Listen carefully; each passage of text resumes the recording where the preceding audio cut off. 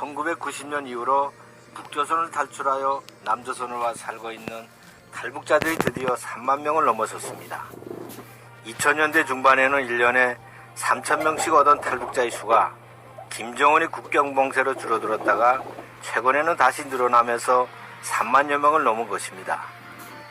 남조선에 와서 살던 탈북자 중에는 캐나다나 영국, 독일, 오스트랄리아 등 다른 나라로 나가서 살고 있는 탈북자만 해도 수천 명이 됩니다. 그리고 남조선에서 살기 어렵다면서 다시 북조선으로 스스로 돌아간 사람도 수십 명 정도 되는 것으로 알려지고 있습니다. 탈출 과정에 또는 가족을 탈출시키다 북조선에 강제로 잡혀서 돌아갔다가 제2차로 탈출해서 남조선에 와서 사는 탈북자만도 20여 명을 넘었습니다. 그만큼 남조선은 자유로운 나라라는 것을 말해주는 것인 동시에 남조선이야말로 탈북자들이 정착이 좋은 나라라는 것을 말해줍니다. 실제로 2000년대 중반부터 미국, 카나다, 영국, 독일 등으로 갔다가 살기 힘들다며 남조선으로 다시 돌아온 탈북자들도 많습니다. 남조선에 왔다가 해외에 나가서 살다 돌아온 탈북자들은 한결같이 남조선이 가장 살기 좋고 국가 혜택도 좋다고 말합니다. 한마디로 북조선을 탈출해서 남조선에 왔다가 세계로 나가 여러 나라를 다니면서 살아보았지만 남조선이 제일 살기 좋다는 것입니다. 남조선에 와서 사는 탈북자들의 구성도 1990년대만 하여도 대다수가 고향이 함경북도였지만 지금은 모든 지역 출신들이 골고루 구성되었습니다. 또한 2000년대까지만 해도 노동자 농민으로 성분들이 매우 단순했지만 김정은 체제에 들어서면서부터는 간부와 외교관 등으로 다양해졌습니다. 김정은 독재가 잔해진 지난해부터는 수백만 달러에서 수천만 달러의 김정은 비밀 자금을 가지고 탈출해서 남조선에 온 외교일꾼들이 많습니다. 북조선 언론들은 탈북자들이 남조선에서 일거수일투족을 감시당하고 일자리도 없어 끼니를 걱정하며 하루하루를 고통 속에서 고향을 그리워하며 눈물 속에 보내고 있다고 터무니없는 거짓말을 하고 있습니다.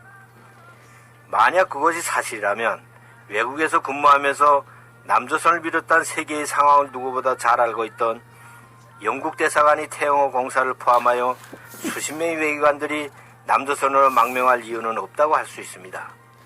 그들은 남조선의 탈북자들에 대한 정착지원 정책이 세계의 그 어느 국가보다도 훌륭하다는 것을 누구보다도 잘 알고 있기에 본인들은 물론이고 자식들이 밝은 앞날을 위하여 탈북하여 남조선으로 오는 것입니다. 모든 탈북자들이 남조선으로 오면서 가장 먼저 걱정하는 것이 과연 정착을 잘하여 행복한 생활을 할 수 있을까 하는 것입니다.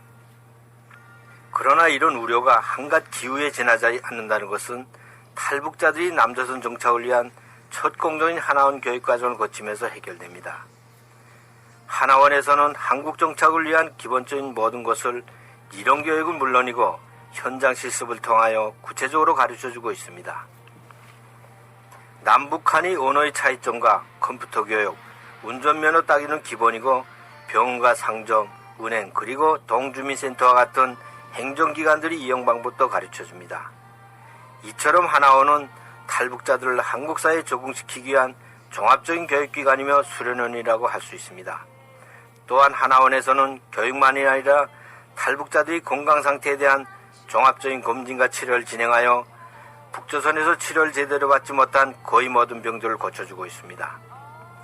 하나원에서 시작된 탈북자들의 남조선 정착은 정부의 적극적이고 실효성 있는 법과 지원 정책들이 보호 속에서 진행이 되고 있습니다.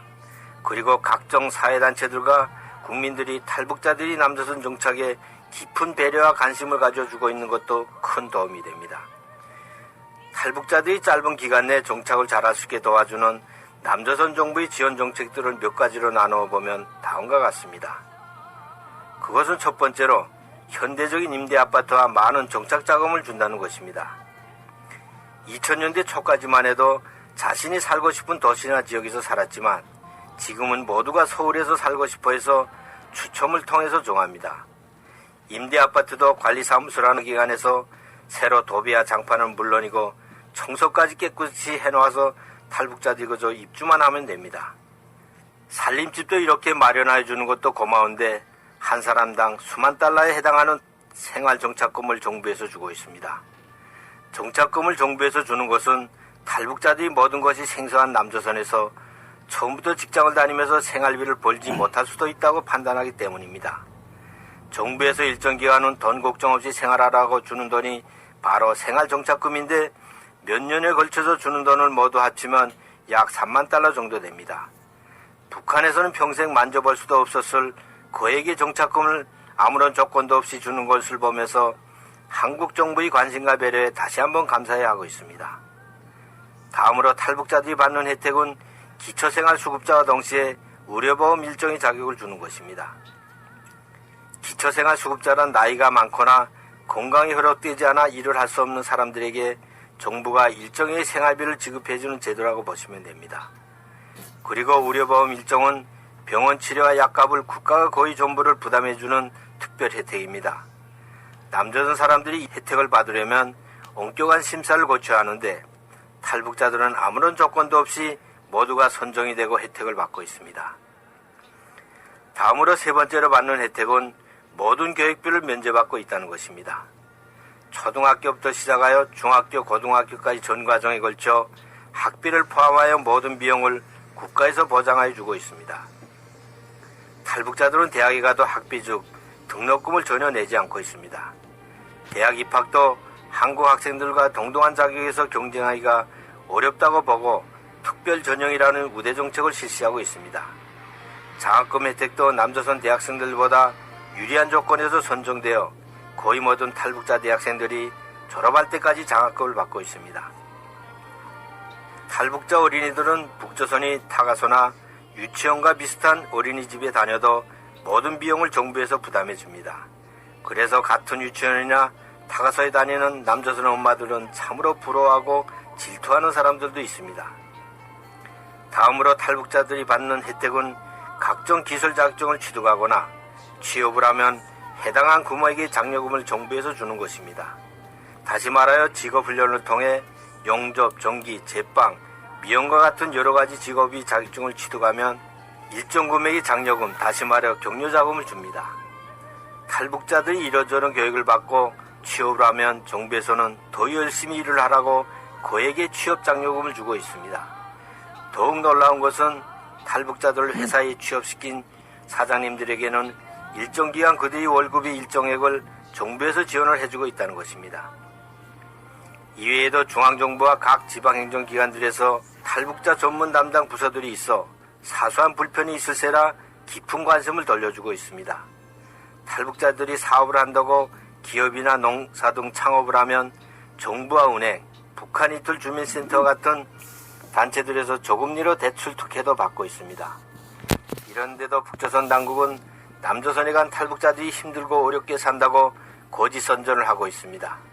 이제는 인민들이 누구나 다 아는 일이지만 불과 15년 전만 해도 남조선은 사람 못할 세상이고 가난한 인민들은 굶고 고통스럽게 산다고 선전했습니다. 김정은과 조선노동당이 인민들을 속이다 못해 탈북자들이 이런 행복상이 전달되는 것이 두려워 탈북 자탄에 미쳐 날뛰고 있습니다. 말은 바른 대로 김정은이 정치를 잘하고 인민들이 잘 산다면 누가 가족과 형제를 두고 남조선으로 가겠습니까? 지금 탈북자들이 누리고 있는 자유와 행복은 그들 자신이 목숨을 걸고 쟁취한 투쟁이 고귀한 결실입니다. 따라서 북조선 인민들도 김정은 독재 정권하에서 더 이상 살기 어렵다고 생각하시면 목숨을 걸고 탈출해서 남조선으로 오십시오. 그리고 자유와 인권의 신념과 용기를 가진 분들은 김정은 독재 타도를 위해 투쟁해야 할 것입니다. 조선노동당과 언론 분야의 일꾼들과 간부들은 더 이상 남조선에 간 탈북자들이 어렵고 힘들어 죽지 못해 산다는 거짓말로 하지 말아야 할 것입니다. 이상으로 논평을 마칩니다. 조선개혁방송을 청취해 주신